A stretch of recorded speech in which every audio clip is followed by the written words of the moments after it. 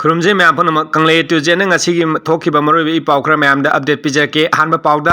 लितान मनाक tear gas कापद economic blockade तौरम नुपी मंगा सोले कुकीने एम्बुस तौरपद FCI की चेंग पुबा ट्रक ड्राइवर सिरे पुलिस कांस्टेबल सोले नेशनल हाईवे 202 इम्फाल उखुल लंबी की संकाई कुकी विलेज लंबी थिंजिंदुना इकोनॉमिक ब्लॉकेट तौरम कुकी सिंह तंखाइनब मणिपुर पुलिस अमसुंग रैपिड एक्शन फोर्स न टिया गैस सेल सिंह कापद खोंजंग दे यावब नुपी मंगा सोले मियाम संगनु नुंगना थाजिमद ट्रक गाड़ी सिंह दगी विंचिन काइख्रे थौदोक अदुगी मतांगना फंगबा पाउना हाई उखुल डिस्ट्रिक्ट लेरिबा मियामदा फंगनब मणिपुर लेंगांगना सिन्नुना FCI की चेंग सिंह थिलुनब उखुल डिस्ट्रिक्ट पुलिस अमदी सेंट्रल फोर्स सिंह दा थौदाबा पीकी कांगबू असिना चेंग चाक पुबा ट्रक गाड़ी मरी मंगा रोंगा लोइनना उखुल की दमकता लाखपद नुपी अमसुंग नुपा खरना संकाइद लंबी थिंगलग लेरमके लंबी दु उवा फजिना थंबता नतना मखोय मयाम संगदुना लेरमके पुलिसना मखोयबु चटकिनबा हाइबदा ताखिदे अदुना मरम ओरगा रैपिड एक्शन फोर्स अमसुंग पुलिसना टिया गैस सेल सिंग कापतुना मियाम अदु तंखाइबा होरके मफम अदु लेरम मियामनसु सिक्योरिटी फोर्स सिंग की गाड़ी सिंगदसु लेप लेता नुंगना थारके अमसुंग ट्रक गाड़ी सिंग अदुदसु नुंगना लंदारके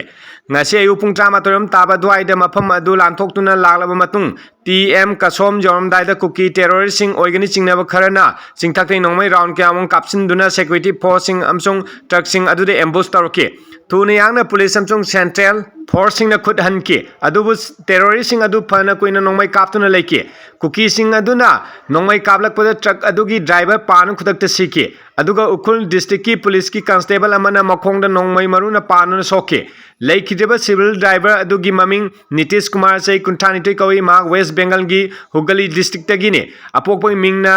विदास कुमार कवि महाक FCI की चेंग सिंह पुदुना ट्रक WB15C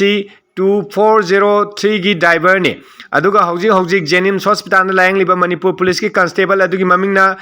दिसिंगम मरिंगमई कवि महाकी कांस्टेबल नंबर 190553 ने उखुल पुलिस स्टेशन दा अटैच तौरगा लेबनी थौदो अदु थोक्र मतुंगदा अहेनबा पुलिस कांगबु अमा संगसिंखरे सेंट्रल फोर्स सिंगल लोइनना मनांग नकपदा लेबा मफम सिंग थिउंबगी थबक चथरी हाइरि नाकल अमरोमदा ड्राइवर हालकपदा CM ना कंडेम तौखरे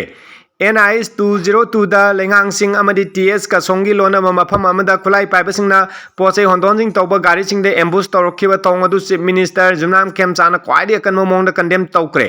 थौदोक अदुदा वेस्ट बंगाल दगी ट्रक ड्राइवर अमा नोंगमैना पानु सिखिबी मतांग चीफ मिनिस्टर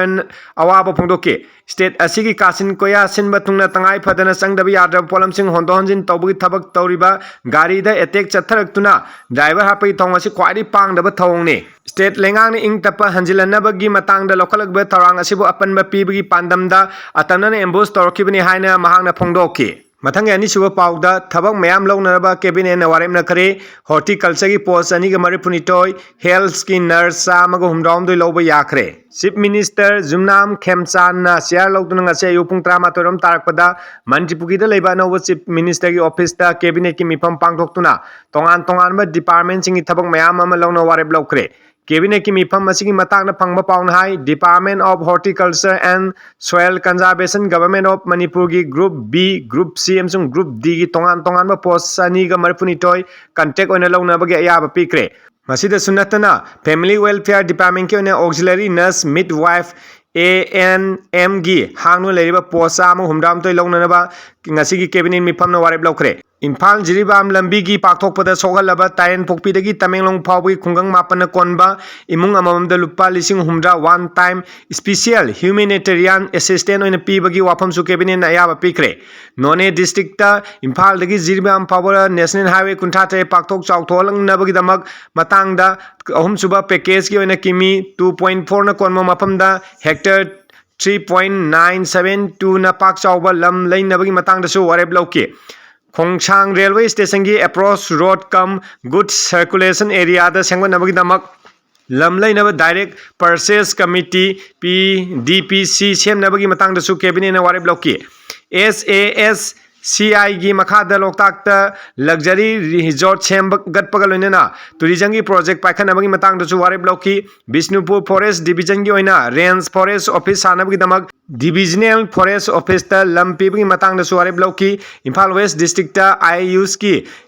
डिस्पेंसरी साननब डायरेक्टर आयुष लम पीनब हाइनसु कैबिनेट वारेब लौकी पाव से लोने ngasi di Manipuri पाव पिजे मतान से लो सिंजरगे पुनम बपु खुरुमजरी थैंक यू ऑल